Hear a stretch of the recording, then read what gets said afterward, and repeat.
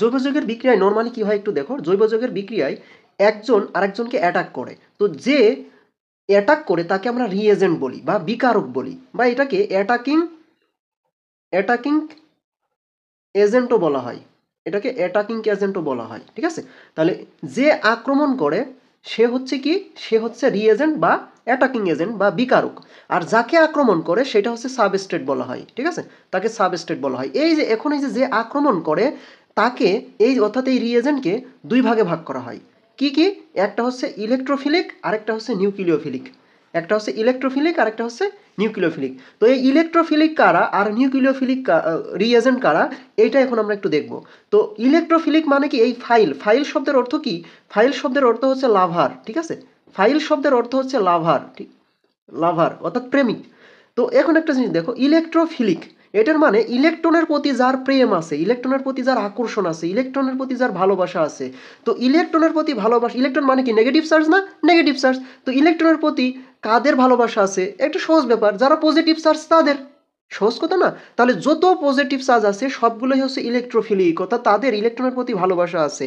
যেমন উদাহরণ হিসেবে লেখা যেতে পারে H প্লাস, তারপরে এই যে হাইড্রোনিয়াম আয়ন H3O প্লাস, তারপরে হচ্ছে এক্স প্লাস, আর প্লাস, তারপরে হচ্ছে এই যে আর সি ডাবল বন্ড ও এটা প্লাস, তারপরে এই যে বেনজিনের আয়ন, মানে যত পজিটিভ চার্জ হয় আর কি, ঠিক আছে, যত পজিটিভ চার্জ হয় আর কি, সবগুলাই হচ্ছে কি, সকল positive, all positive, all positive charge হচ্ছে ইলেকট্রোফিলিক বা ইলেকট্রোফাইল।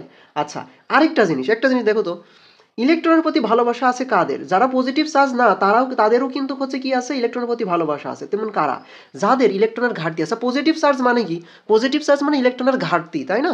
তো ইলেকট্রনের ঘাটতি আরও এক শ্রেণীর হচ্ছে ইসে হয়, সেটা কারা, সেটা হচ্ছে যাদের অষ্টক সংকোচন অবস্থায় থাকে, মানে অষ্টক পূর্ণ অবস্থায় থাকে না, অষ্টক ইলেকট্রন দ্বারা পূর্ণ থাকে না, ঠিক আছে, তাদেরকে আমরা কি বলি, অষ্টক সংকোচন বলি। তো অষ্টক সংকোচন থাকে কাদের, যেমন এই যে BF3, ঠিক আছে, তারপরে এই যে অ্যালুমিনিয়াম ক্লোরাইড, তারপরে কি এই যে বেরিয়াম ক্লোরাইড BCl2, তারপরে হচ্ছে এই যে FeCl3 ferrous chloride.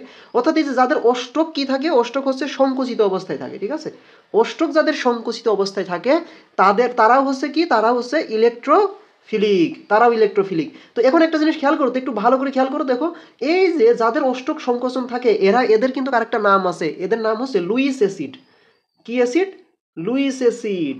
Luis acid, তার মানে সকল লুইস অ্যাসিডই ইলেকট্রোফিলিক, ঠিক আছে, যত লুইস অ্যাসিড আছে সব হচ্ছে কি ইলেকট্রোফিলিক। আর একটা কথা, যাদের অষ্টক সংকোচন অবস্থায় থাকে, এখানে দেখো, এখানে যতগুলো আছে একটারও কেন্দ্রীয় মৌলের অষ্টপূর্ণ নেই, অর্থাৎ ওই যে অষ্টপূর্ণ থাকা মানে কি, শেষ কক্ষপথে 8টা ইলেকট্রন থাকা, একটাই দেখো শেষ কক্ষপথে 8টা ইলেকট্রন নাই। এই BF3 বলো, অ্যালুমিনিয়াম ক্লোরাইড বলো, বেরিয়াম ক্লোরাইড বলো, হিসাব করে দেখো একটারও নাই, ঠিক আছে। আচ্ছা, এবার নিউক্লিওফিলিক কারা, নিউক্লিওফিলিক মানে যাদের নিউক্লিয়াসের প্রতি ভালোবাসা আছে। নিউক্লিয়াস মানে কি, নিউক্লিয়াসে কারা থাকে, নিউক্লিয়াসে থাকে পজিটিভ চার্জ, পজিটিভ চার্জ থাকে না। তো পজিটিভ চার্জের প্রতি ভালোবাসা আছে কাদের, পজিটিভ চার্জের প্রতি ভালোবাসা আছে যারা নেগেটিভ তারা, উদাহরণস্বরূপ যেমন এই যে হাইড্রক্সিল আয়ন, তারপরে হচ্ছে এই যে ইসের হ্যালোজেন আয়ন, তারপরে যে সায়ানাইড আয়ন, তারপরে হচ্ছে এই যে আর মাইনাস, মানে যতগুলোর উপরে হচ্ছে মানে মাইনাস যা যা হইতে পারে, ঠিক আছে, আর COO মাইনাস। তো কখন মানে অল নেগেটিভ, আচ্ছা অল নেগেটিভ। তো এক একজন দেখা যাচ্ছে কোনো একজন কখনো হচ্ছে পজিটিভ থাকে, ওই জন্যই আবার কোনো সময় নেগেটিভ থাকে, থাকতেই পারে, ওটা কোনো ব্যাপার না। যখন পজিটিভ থাকবে তখন ইলেকট্রোফিলিক হিসেবে সে কাজ করবে, আর যখন নেগেটিভ সে তখন নিউক্লিওফাইল হিসেবে কাজ করবে, যা সে নিউক্লিওফিলিক। আরও এক শ্রেণীর যৌগ আছে যারা নিউক্লিওফিলিক হিসেবে কাজ করে, তারা কারা, যাদের অষ্টক প্রসারণ অবস্থায় থাকে, মানে ও শেষ কক্ষপথে অনেক বেশি ইলেকট্রন থাকে, 8টার থেকে বেশি ইলেকট্রন থাকে, যেমন যেমন PCl5, এটা কি আছে অষ্টক, এটা কিন্তু অষ্টক প্রসারণ অবস্থায় আছে। তারপরে কি SF6, এটাও কিন্তু অষ্টক প্রসারণ অবস্থায় আছে। তারপরে কারা, তারপরে হচ্ছে এই যে H2O অর্থাৎ পানি, এটা কিন্তু কি অষ্টক প্রসারণ অবস্থায় আছে। তারপরে কি এই যে অ্যামোনিয়া, ঠিক আছে, অ্যামোনিয়া। তারপরে কারা, তারপরে হচ্ছে এই যে H2S, ঠিক আছে, H2S লিখলাম, এই যে H2S। তারপরে কি এই যে PH3, হ্যাঁ, অর্থাৎ এই যে মুক্তজোর ইলেকট্রন আছে যাদের, মুক্তজোর ইলেকট্রন যাদের থাকে, এইগুলো আবার একটু খেয়াল করে দেখো, এগুলো কিন্তু সব কিন্তু লুইস বেস, এগুলোকে কিন্তু আবার লুইস বেস বলা হয়, ঠিক আছে, মানে লুইস ক্ষার। তার মানে যত লুইস ক্ষার আছে সবাই কিন্তু নিউক্লিওফিলিক, অর্থাৎ তাদের হচ্ছে পজিটিভ চার্জের প্রতি আকর্ষণ আছে। তাহলে আশা করি জৈব যৌগের রিএজেন্ট কারা, রিএজেন্ট আবার হচ্ছে দুই প্রকার, এই যে আক্রমণ করতেছে যে আক্রমণ করে তাকে রিয়েজেন্ট বলি। তো এই রিয়েজেন্ট আবার কয় প্রকার? দুই প্রকার, একটা হচ্ছে ইলেকট্রোফিলিক আর একটা হচ্ছে নিউক্লিওফিলিক, ঠিক আছে। তো কাকে আক্রমণ করতেছে তার উপর ভিত্তি করে রিয়েজেন্ট দুই প্রকার, একটা হচ্ছে ইলেকট্রোফিলিক আর একটা নিউক্লিওফিলিক। যদি নেগেটিভ চার্জের উপর আক্রমণ করে তাহলে সেটা হবে কি, নেগেটিভ চার্জের উপর আক্রমণ করলে সেটা হবে ইলেকট্রোফিলিক, আর যদি হচ্ছে পজিটিভ চার্জের উপর আক্রমণ করে সেটা হবে নিউক্লিওফিলিক, ঠিক আছে। আশা করি এরপর থেকে কারা ইলেকট্রোফাইল কারা নিউক্লিওফাইল এটা নিয়ে আর কোনো প্যারা খাবার না।